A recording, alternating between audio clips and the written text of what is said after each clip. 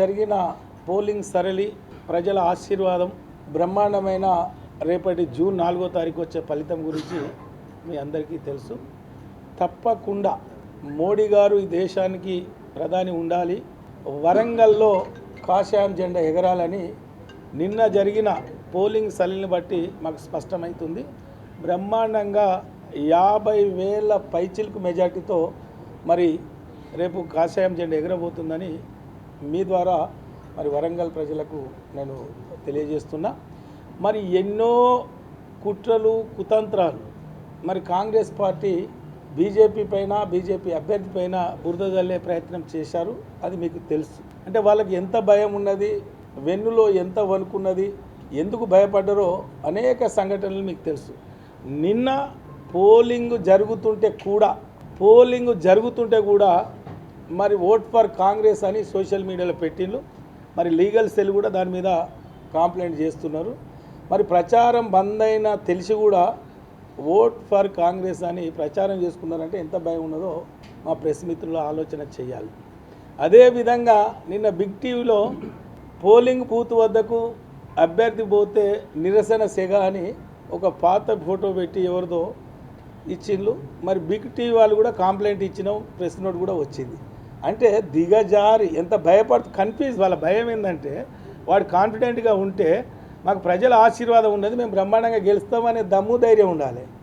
Cheap tricks తోటి ఏదో చేయాలని పోలింగ్ బూతుల దగ్గర నిరసన దగ్గర మరి మీరే కదా అన్ని బూతుల అబ్జర్వేషన్ మీకు అన్నీ ఉన్నాయి కదా, ఏ బూత్ కాడ అయింది, ఎట్లా అయింది, ఆ ఫోటో ఎక్కడిదో మరి దానికి సమాధానం అభ్యర్థి చెప్తారా కాంగ్రెస్ చెప్తారా? దానికి లీగల్గా మా లీగల్ సెల్ ఉన్నది, మా ఎలక్షన్ ఏజెంట్ గారు ఉన్నారు, పార్టీ ఉన్నది, అది చూసుకుంటారు. ఇంకొకటి కూడా పెట్టారు మీకు తెలుసు ఏమని, బీజేపీ పార్టీ శ్రేణుల మీటింగ్లో ఈ అభ్యర్థి పైన గొడవలు అని. ఆ ఫోటో ఎక్కడిది, గొడవలు ఎక్కడి అంటే వాళ్ళు కన్ఫ్యూజ్ సృష్టించి, ఎందుకంటే ఎక్కడికి పోయినా వాళ్ళకి దరి దొరుకుతలేదు. మేము 7 ఎమ్మెల్యే ఉన్నామని గొప్పలు చెప్పుకున్నారు కానీ ఏ ఎమ్మెల్యే సహకరిస్తలేరు, క్యాడర్ సహకరిస్తలేరు అని కన్ఫ్యూజ్లో మరి బీజేపీ పార్టీలో కూడా గందరగోళం ఉన్నదని ఒక చెప్పాలనే ప్రయత్నం చేశారు. ఎందుకంటే ఈరోజు బీజేపీ పార్టీ శ్రేణులు సాధారణ కార్యకర్త నుండి మొదలుకుంటే రాష్ట్ర స్థాయి నాయకుడి వరకు ఎట్టి పరిస్థితిలో ఈ ఎన్నికల్లో పూర్వవైభవం బీజేపీ పార్టీకి తీసుకురావాలి, ఎంపీ గెలవాలనే కసితో పనిచేశారు.